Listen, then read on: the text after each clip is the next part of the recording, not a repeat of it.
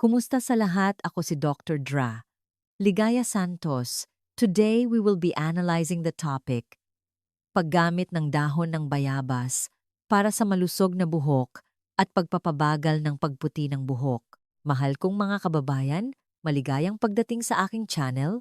Naranasan niyo na ba ang isang tahimik na umaga habang natutulog pa ang lahat, nakatayo kayo sa harap ng salamin, nagsusuklay ng buhok, at bigla kayong napatigil dahil nakakita kayo ng ilang bagong puting hibla? Hindi naman buong ulo ang puti, kundi iilang hibla lang na kumikinang sa ilaw. Ngunit ang mga hiblang iyon ang nagpapabigat sa inyong puso. Ito ay parang isang banayad, ngunit malungkot na paalala na mas mabilis lumipas ang oras kaysa sa ating inaakala. Maraming nagbahagi na ang puting buhok ay hindi masakit, ngunit nakakababa ito ng kumpiyansa sa sarili. Pakiramdam nyo ay tumatanda kayo ng mas maaga sa edad, lalo na kapag nakikipagkita sa mga kaibigan, dumadalo sa mga okasyon, o nagpapakuha ng litrato kasama ang mga anak at apo. Mayroon ding sumubok na magpakulay ng buhok. Sa simula ay maganda at itim, ngunit sa maikling panahon, muling lumitaw ang puting ugat ng buhok. At habang mas madalas magpakulay, mas nagiging tuyo ang buhok, mas nangangati ang anit, at mas nag-aalala kayo sa posibleng masamang epekto ng kemikal sa kalusugan sa katagalan. Ang paikot-ikot na problemang ito ay nakakapagod sa marami dahil ang tanging hangad lang naman ay magkaroon ng maayos, malusog na buhok na mukhang mas bata ng kaunti. Ayaw naman nating ipagpalit ang kalusugan para lamang sa pansamantalang kulay ng buhok. Dahil sa pag-aalalang iyan, nais kong ibahagi sa inyo ngayon ang ibang paraan ng pangangalaga sa buhok mas banayad, mas ligtas, at mas pangmatagalan. Kung sasabihin ko sa inyo na may isang uri ng dahon na pamilyar, marami pa rin ang nagtatanim sa bakuran, hindi mahal, walang kemikal, ngunit makakatulong sa pagpapalusog ng follicles ng buhok mula sa loob na nagre-resulta sa mas malusog at mas maitim na buhok sa paglipas ng panahon. Hindi ba kayo magiging interesado? Ang dahon na iyon ay hindi iba kundi ang dahon ng bayabas. Sa video na ito, hindi ko sasabihin na ang dahon ng bayabas ay isang mahiwagang pangkulay na magpapaitim ng puting buhok sa loob lamang ng ilang araw, dahil hindi iyon totoo sa kalikasan. Ngunit malinaw kong ibabahagi kung bakit ang dahon ng bayabas ay itinuturing na mabuting kaibigan ng buhok. Bakit noon, ang ating mga lolo't lola ay bihira magpakulay, ngunit nananatiling itim at makapal ang kanilang buhok ng matagal. At ang pinakamahalaga, paano gamitin ng tama ang dahon ng bayabas upang mapangalagaan ang follicles ng buhok at makatulong na lumago ang mas malusog na buhok sa paglipas ng panahon. Umupo lang kayo ng komportable. Makinig ng dahan-dahan sa bawat bahagi na parang nakikipag-usap kayo sa isang pamilyar na tao. Dahil ang lahat ng ibabahagi ko ngayon ay mga simpleng paraan, madaling gawin, at angkop para sa mga nasa edad at matatanda. At kung sa tingin ninyo ay kapaki-pakinabang ang nilalamang ito para sa inyo o sa inyong mga mahal sa buhay, maaari ninyong suportahan ang aking channel sa pamamagitan ng pag-like at pag-subscribe. Iyan ay isang malaking motibasyon para sa akin upang magpatuloy sa pagbabahagi ng mas simple ngunit praktikal na kaalaman sa pangangalaga ng kalusugan. Ngayon, lilipat na tayo sa susunod na bahagi upang lubos na maunawaan kung bakit ang maliit na dahon ng bayabas ay maaaring maging kalaban ng maagang pagputi ng buhok hindi lamang sa sabi-sabi, kundi batay sa malinaw na mekanismo ng katawan ng tao. Mahal kong mga kababayan, bago mag-apply ng anumang pamamaraan, ang pinakamahalaga ay maunawaan kung bakit ito epektibo, dahil kapag naintindihan ninyo, mas magiging panatag kayo, mas magiging matiyaga, at malalaman din ninyo kung paano gamitin ng tama. Gayon din sa dahon ng bayabas. Hindi ito walang basehang sabi-sabi, kundi isang pamamaraan na may malinaw na physiological na pundasyon. Una sa lahat, kailangan ninyong maunawaan ang isang napakahalagang bagay. Ang ating buhok ay may itim na kulay dahil sa isang sangkap na tinatawag na melanin. Ang sangkap na ito ay ginagawa sa follicle ng buhok. Kapag bata pa, ang katawan ay regular na gumagawa ng melanin, kaya ang buhok ay lumalago ng itim, makintab at malusog. Ngunit sa paglipas ng panahon, dahil sa edad, matagal na stress, kakulangan sa nutrisyon, o matinding oxidative stress sa katawan, ang mga cell na gumagawa ng melanin ay unti-unting humihina o humihinto pa nga sa paggana, at ang resulta ay ang bagong buhok na tumutubo ay magiging kulay abo o puti. Marami ang nag-iisip na ang puting buhok ay dahil sa katandaan kaya kailangan itong tanggapin. Ngunit hindi ito ganap na totoo. Maraming kaso ng maagang pagputi ng buhok ay dahil sa maagang pagtanda ng follicle ng buhok, at ang ugat na sanhi ay nagmumula sa lifestyle, dieta, at kondisyon ng anit. At dito gumagana ang dahon ng bayabas. Ang dahon ng bayabas ay mayaman sa B vitamins tulad ng B2, B3, B5, at B6. Ang mga vitaminang ito ay may direktang papel sa pagpapalusog ng follicles ng buhok na tumutulong sa mga cell ng follicle ng buhok na gumana ng mas matatag. Kapag kulang ang katawan sa B vitamins, madaling magputi ng buhok, malagas, at maging tuyo. Kapag regular na nabibigyan ng sustansya, ang follicles ng buhok ay magkakaroon ng mas mahusay na kondisyon upang makagawa ng melanin. Mula roon, ang bagong buhok na tumutubo ay magiging mas malusog at mas maitim sa paglipas ng panahon. Bukod pa rito, ang dahon ng bayabas ay naglalaman din ng mataas na antas ng vitamin C. Ito ay isang malakas na antioxidant na tumutulong sa pag-neutralize ng mga free radical, ang mga tahimik na ahente na sumisira sa mga cell ng follicle ng buhok araw-araw. Kapag ang anit at follicles ng buhok ay protektado mula sa oxidative stress, ang proseso ng pagtanda ay magaganap ng mas mabagal, na nangangahulugang mas huling darating ang puting buhok. Hindi lang iyon, ang dahon ng bayabas ay naglalaman din ng natural na compounds na sumusuporta sa sirkulasyon ng dugo sa ilalim ng anit. Kapag mahusay ang sirkulasyon ng dugo, mas maraming oxygen at sustansya ang natatanggap ng follicles ng buhok.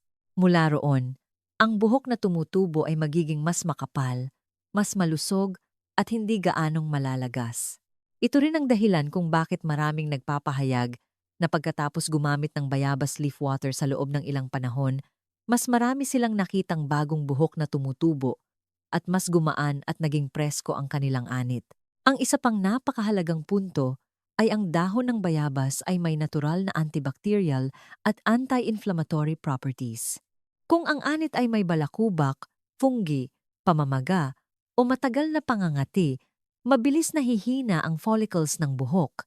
Kung hindi malusog ang anit, gaano man karaming sustansya ang ibigay, mahirap maging maganda ang buhok. Ang bayabas leaf water ay nakakatulong na linisin ng banayad ang anit, binabawasan ang balakubak, pangangati, at lumilikha ng paborableng kapaligiran para sa paggaling at paglago ng follicles ng buhok. Makikita ninyo na ang dahon ng bayabas ay hindi gumagana sa pansamantalang pagtakip tulad ng pangkulay ng buhok, kundi kumikilos ito mula sa ugat, mula sa anit, at follicles ng buhok. Ito ay isang paraan ng pangangalaga ng buhok mula sa loob, mabagal ngunit matibay, ligtas, at angkop para sa mga nasa edad at matatanda. Kaya, kapag gumagamit ng dahon ng bayabas, kailangan ninyong malinaw na tukuyin na ang inyong layunin ay hindi kaagad na paitimin ang mga puting hibla, kundi palusugin ang mga bagong buhok upang maging mas malusog, mas maitim, at makatulong na pabagalin ang proseso ng pagputi ng buhok sa paglipas ng panahon. Kapag naintindihan ng tama iyon, hindi kayo madidismaya. Sa halip ay mas magiging panatag at mas matiyaga.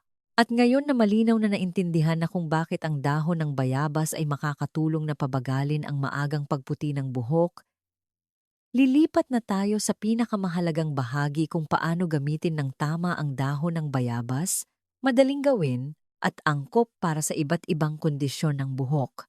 Narito ang ibabahagi ko ang pinakasimpleng unang resipe na kayang gawin ng kahit sino sa bahay. Mahal kong mga kababayan, sa lahat ng paraan ng paggamit ng dahon ng bayabas sa pangangalaga ng buhok, ang recipe ng purong bayabas leaf hair rinse ang pinakamahalagang pundasyon. Ang recipe na ito ay simple, madaling gawin, angkop para sa halos lahat, at lalo na angkop para sa mga nagsisimula pa lang na gustong masanay sa natural, ligtas, at hindi nakakairita sa anit na pamamaraan. Ang bayabas leaf hair rinse ay hindi lamang nakakatulong na linisin ang buhok, kundi nakakatulong din na gawing mas presko ang anit.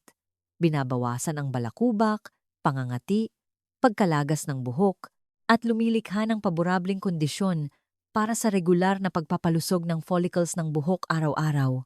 Kapag lumusog ang anit, ang bagong buhok na tumutubo ay magiging mas malakas at magkakaroon ng mas natural na kulay sa paglipas ng panahon. Una, ihanda natin ang mga sangkap.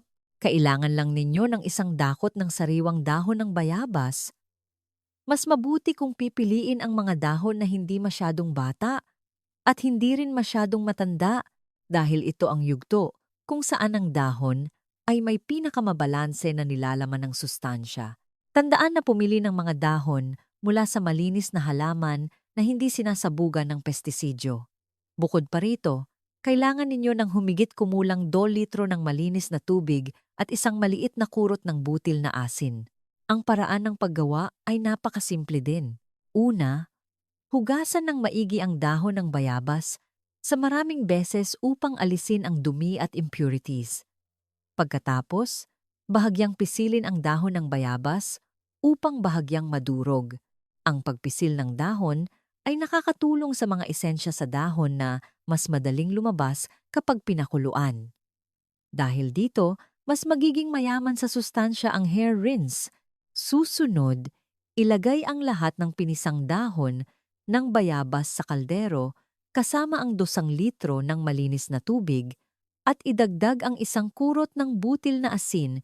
Ang asin ay may epekto ng banayad na antimicrobial, mas mahusay na naglilinis ng anit at tumutulong na patatagin ang bayabas leaf water sa panahon ng pagpapakulo. Pakuluan ang tubig. Kapag kumukulo na ang tubig, hinaan ang apoy at pakuluan pa ng humigit kumulang 15 hanggang 20 minuto. Habang kumukulo, makikita ninyo na ang tubig ay unti-unting nagiging kulay kayumanggi at naglalabas ng napakabangong amoy. Iyan ang oras kung kailan ang esensya sa dahon ng bayabas ay sapat nang lumabas. Matapos kumulo, patayin ang apoy at hayaan ang tubig na lumamig ng bahagya. Kapag maligamgam pa ang tubig, salain ang mga dahon at itira lamang ang malinaw na tubig para gamitin. Ang bayabas leaf water ay dapat gamitin kapag medyo maligamgam pa, hindi masyadong mainit upang maiwasan ang pinsala sa anit. Napakahalaga din ang paraan ng pagligo. Una, basain ang buhok at banlawan ng mabilis ng malinis na tubig upang maalis ang dumi at sobrang langis. Pagkatapos, gamitin ang bayabas leaf water para sa paghugas ng buhok. Habang hinuhugasan, gamitin ang dulo ng inyong mga daliri upang banayad na imassage ang anit. Tandaan na gamitin lamang ang dulo ng inyong mga daliri, huwag ang inyong mga kuko upang maiwasan ang paggasgas sa anit. Ang ideal na oras ng pagmamasahe ay humigit kumulang 10 hanggang 15 minuto dahil sa oras na ito. Ang sirkulasyon ng dugo sa ilalim ng anit ay pinasisigla na tumutulong sa mga sustansya mula sa bayabas leaf water na mas malalim na tumagos sa follicles ng buhok. Pagkatapos maligo, maaari ninyong balutin ang buhok ng tuwalya at steam pa ng humigit kumulang 15 hanggang 20 minuto upang mapataas ang bisa. Sa wakas, banlawan ang buhok ng malamig na tubig. Hindi na kailangan ng karagdagang shampoo o chemical conditioner dahil ang bayabas leaf water ay sapat na upang linisin at gawing mas malambot ang buhok. Tungkol sa dalas ng paggamit, dapat kayong gumamit ng bayabas leaf water humigit kumulang 3 hanggang 4 na beses bawat linggo. Pagkatapos ng humigit kumulang 1 linggo, marami ang makakadama na mas malinis ang kanilang anit. Nabawasan ang pangangati at kapansin-pansing nabawasan ang pagkalagas ng buhok. Para naman sa puting buhok, kailangan ng mas mahabang pasensya. Kadalasan, pagkatapos ng ilang linggo hanggang ilang buwan, ang bagong buhok na tumutubo ay magiging mas malakas at mas maitim kaysa dati. Mahal kong mga kababayan, bagamat simple ang resip na ito ang mahalagang pundasyon para sa paggaling ng buhok mula sa ugat. Ngunit kung ang inyong buhok ay hindi lamang puti kundi tuyo rin, may split ends, at kulang sa kintab, maaaring hindi sapat ang pagligo lamang. Susunod, ibabahagi ko ang isang mas advanced na resip na pinagsasama ang dahon ng bayabas sa isang pamilyar na sangkap sa kusina upang mas malalim na mapangalagaan ang buhok at kapansine-pansing gawin itong mas malambot at makintab. Mahal kong mga kababayan, para sa mga hindi lamang nakakaranas ng puting buhok, kundi nakikita rin na ang kanilang buhok ay nagiging mas tuyo, may split ends, at kulang sa buhay, kung minsan ay hindi sapat ang pagligo lamang. Sa oras na ito, ang buhok ay nangangailangan ng mas malalim na nutrisyon tulad ng tuyong balat na nangangailangan ng face mask. At iyan ang dahilan kung bakit ang recipe ng hair mask mula sa dahon ng bayabas na pinagsama sa langis ng niyog ay nagiging napakakinabangan. Matagal nang kilala ang langis ng niyog bilang isang napakahusay na natural na sangkap sa pangangalaga ng buhok. Ang langis ng niyog ay nakakatulong na magbigay ng moisture, palambutin ang hibla ng buhok, bawasan ang pagkalagas, at protektahan ang buhok mula sa pagkatuyo. Kapag pinagsama sa dahon ng bayabas, magkakaroon tayo ng resipe na sumusuporta sa pagpapalusog ng follicles ng buhok at nagpapagaling sa nasirang hibla ng buhok na nagreresulta sa mas malambot at makintab na buhok sa paglipas ng panahon. Upang gawin ang resipe na ito, kailangan ninyong maghanda ng isang dakot ng sariwang dahon ng bayabas, mas mabuti kung batang dahon dahil mas madaling durugin ang batang dahon at mas maraming katas. Bukod pa rito, maghanda kayo ng 3 hanggang 4 na kutsarang purong langis ng niyog. Mas mabuti kung cold-pressed upang mapanatili ang maximum na sustansya. Kailangan din ninyo ng blender at isang malinis na tela o salaan. Una, hugasan ng maigi ang dahon ng bayabas at ilagay sa blender kasama ang kaunting malinis na tubig, sapat lamang para umandar ang blender. Durugin ng husto upang makakuha ng malapot na timpla. Pagkatapos, gamitin ang tela upang pigain ng maigi ang timpla na ito upang makuha ang puro na katas ng dahon ng bayabas at itapon ang sapal. Susunod, ilagay ang langis ng niyog sa katas ng dahon ng bayabas na kakakuha lang ninyo. Pagkatapos ay haluin ng maigi hanggang sa maghalo ang 2 sangkap sa isang homogeneous na timpla. Ang timpla na ito ay may kulay mapusyaw na berde at napakabangong amoy na nagbibigay ng nakaka-relax na pakiramdam mula pa lamang sa paghahanda. Ang paraan ng paggamit ng resip na ito ay napakasimple din. Dapat itong gamitin kapag malinis at tuyo na ang buhok. Mas mabuti pagkatapos ng ilang oras pagkatapos maligo. Hatiin ang buhok sa maliliit na hibla, pagkatapos ay gamitin ang kamay o brush upang pantay na ipahid ang timpla mula sa ugat ng buhok hanggang sa dulo, mag-focus ng higit pa sa anit at sa mga tuyong hibla ng buhok. Habang nagpapahid, imassage ng banayad ang anit sa pabilog na galaw sa loob ng humigit kumulang 5 hanggang 10 minuto upang mas mahusay na tumagos ang mga sustansya. Matapos ipahid, gumamit ng shower cap o mainit na tuwalya upang balutin ang buhok at steam sa loob ng humigit kumulang 30 hanggang 45 minuto. Ang oras na ito ay nakakatulong sa buhok na sumipsip ng mga sustansya ng dahan-dahan at mas epektibo. Matapos ang oras ng pag-steam, hugasan ng maigi ang buhok. Gamit ang banayad na shampoo, mas mabuti kung herbal na shampoo. Maaaring kailanganing mag-shampoo ng 2 beses upang maalis ang lahat ng natitirang langis sa buhok, pagkatapos ay banlawan ng malamig na tubig upang maging mas makintab ang buhok. Tungkol sa dalas ng paggamit, kailangan lang ninyong gawin ang hair mask na ito ng 1 hanggang 2 beses bawat linggo. Sa mga natitirang araw, maaari ninyong salitan ang pagligo gamit ang purong bayabas leaf water mula sa nakaraang resipe. Pagkatapos ng matagal na pagtitiyaga, mararamdaman ninyo na ang buhok ay mas malambot, hindi gaanong magulo, at kapansini-pansing mas malusog. Mahal kong mga kababayan, ang resipe na ito ay napakaangkop para sa mga maraming beses nang nagpakulay ng buhok. Ang buhok ay tuyo dahil sa edad o sa kapaligiran. Gayunpaman, kung gusto ninyo ng mas komprehensibong solusyon na makakatulong na gawing itim at malusog ang buhok, malinis ang balakubak, makapal at makintab, at natural na mabango at presko, mayroon pa ring isa pang napakahalagang recipe na naghihintay. Iyon ay ang tradisyonal na herbal hair rinse na ginagamit ng ating mga lolo't lola noon. Mahal kong mga kababayan, kung ang purong bayabas leaf hair rinse ay ang pundasyon, ang bayabas leaf at coconut oil hair mask ay ang intensive restoration, ang huling resipe na ito ay isang komprehensibong solusyon sa pangangalaga ng buhok sa paraan na karaniwang ginagawa ng ating mga lolo't lola noon.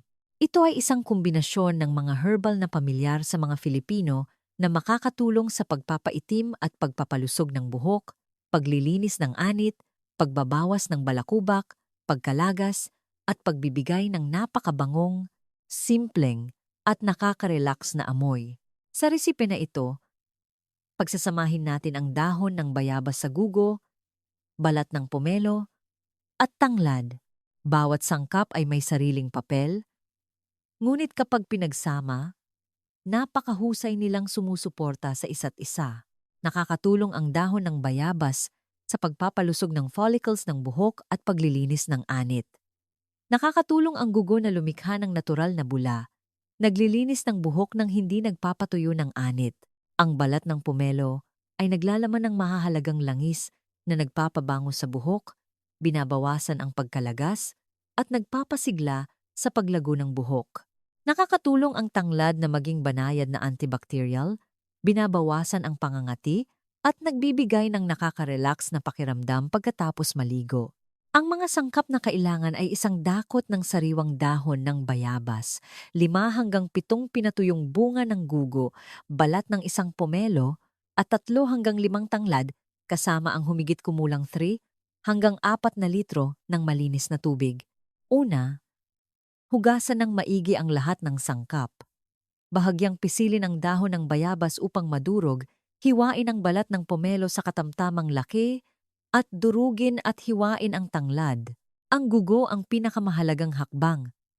Kailangan ninyong ihawin ang gugo sa kalan hanggang sa lumobo ang bunga at maglabas ng natatanging amoy. Pagkatapos ay balatan ito. Nakakatulong ang pag-ihaw na mapalabas ang mga benepisyo ng gugo at mabawasan ang masasamang sangkap. Pagkatapos ng paghahanda, ilagay ang dahon ng bayabas, gugo, at tanglad sa kaldero kasama ang tubig. Pakuluan, pagkatapos ay hinaan ang apoy at pakuluan pa ng humigit kumulang 20 hanggang 25 minuto. Kapag maitim na ang kulay ng tubig at mabango, ilagay ang balat ng pomelo sa huli at pakuluan pa ng humigit kumulang 5 minuto. Pagkatapos ay patayin ang apoy. Ang paglalagay ng balat ng pomelo sa huli ay nakakatulong na mapanatili ang mahahalagang langis ng mas mahusay. Pagkatapos, takpan at steam pa ng humigit kumulang 15 minuto upang ganap na lumabas ang mga sustansya. Kapag lumamig na ang tubig, salain ang sapal at tunawin ang herbal na tubig sa maligamgam na tubig para sa pagligo. Ang paraan ng pagligo ay katulad ng unang resipe. Basain ang buhok, gamitin ang herbal na tubig para sa paghugas ng buhok at banayad na i-massage ang anit sa loob ng humigit kumulang 10 hanggang 15 minuto. Pagkatapos ay banlawan ng malinis na tubig. Maaari ninyong gamitin ang recipe na ito ng 2 hanggang 3 beses bawat linggo at ganap na palitan ang komersyal na shampoo kung sa tingin ninyo ay angkop. Marami ang nagbabahagi na ang amoy pa lamang ng herbal na hair rinse na ito ay nakaka-relax na. Nagpapaalala ito ng mga alaala noong bata pa kayo kung kailan ang lola at nanay ay nagluluto ng palayok ng hair rinse tuwing hapon. Ito ay hindi lamang pangangalaga sa buhok, kundi isang mahusay na paraan din upang makapagpahinga ang isip. Gayunpaman, upang maging pinakamabisa ang pamamaraan na ito, kailangan ninyong tandaan ang ilang mahahalagang paalala. Una, ang mga natural na pamamaraan ay nangangailangan ng oras, huwag magmadali na asahan ang mga resulta sa loob ng ilang araw. Bigyan ang inyong buhok ng hindi bababa sa ilang linggo hanggang ilang buwan upang maramdaman ang pagbabago mula sa loob. Pangalawa, laging pumili ng malinis na dahon ng bayabas at herbal na walang pestisidyo dahil ang anit ay isang napakasensitibong bahagi. Pangatlo, para sa mga may sensitibong anit, subukan muna ang bayabas leaf water sa isang maliit na bahagi ng balat bago gamitin sa buong anit. Pang-apat, ang dahon ng bayabas ay hindi isang pangkulay. Ang mga puting hibla ng buhok ay hindi magbabago ng kulay, ngunit ang bagong buhok na tumutubo ay maaaring maging mas malakas at mas maitim sa paglipas ng panahon kung magiging matiyaga kayo. Bukod sa pagligo at pag-steam ng buhok, dapat din ninyong pagsamahin ang pangangalaga mula sa loob sa pamamagitan ng sapat na tulog, pagpapanatili ng relax na isip, paglimita sa stress, pagkain ng sapat na sustansya, lalo na ang mga pagkaing mayaman sa B vitamins, iron, zinc. Ang pangangalaga ng buhok ay magiging mas epektibo kapag malusog ang katawan mula sa loob. Bago matapos, nais ko ring ibahagi ang isang napakahalagang bagay. Ang mga nilalaman sa video na ito ay ginawa para sa layunin ng edukasyon at sanggunian batay sa tradisyonal na kaalaman at pangkalahatang kaalaman sa pangangalaga ng kalusugan, hindi kapalit ng medikal na diagnosis o paggamot. Kung nakakaranas kayo ng malubhang problema sa anit, abnormal na pagkalagas ng buhok, o may pinagbabatayang kondisyong medikal, dapat kayong kumonsulta sa isang doktor o espesyalistang medikal na pasilidad para sa naaangkop na payo. Mahal kong mga kababayan, umaasa ang aking channel na ang mga ibinahagi ngayon ay makakatulong sa inyo na magkaroon ng isa pang pagpipilian sa pangangalaga ng buhok na ligtas, matipid, at angkop sa inyong kondisyon ng katawan. Huwag hayaang maging kalungkutan ang puting buhok tuwing umaga kapag tumitingin sa salamin. Maging matiyaga sa pangangalaga, makinig sa inyong katawan, at pahalagahan ang mga ibinigay ng kalikasan. Kung nakita ninyo na kapaki-pakinabang ang video na ito, mangyaring suportahan ang aking channel sa pamamagitan ng pag-like, pag-subscribe, at pagbabahagi ng video na ito sa inyong mga kaibigan at mahal sa buhay. Ang pagbabahagi ng kaalaman ay isang paraan din ng pagkalat ng pagmamahal. Sa wakas, nais kong batiin kayong lahat ng mabuting kalusugan, payapang isip, at sana ay makamit ninyo ang maayos, malusog na buhok na makakatulong sa inyo na maging mas kumpiyansa sa bawat araw. Paalam at magkita-kita tayo sa susunod na mga video.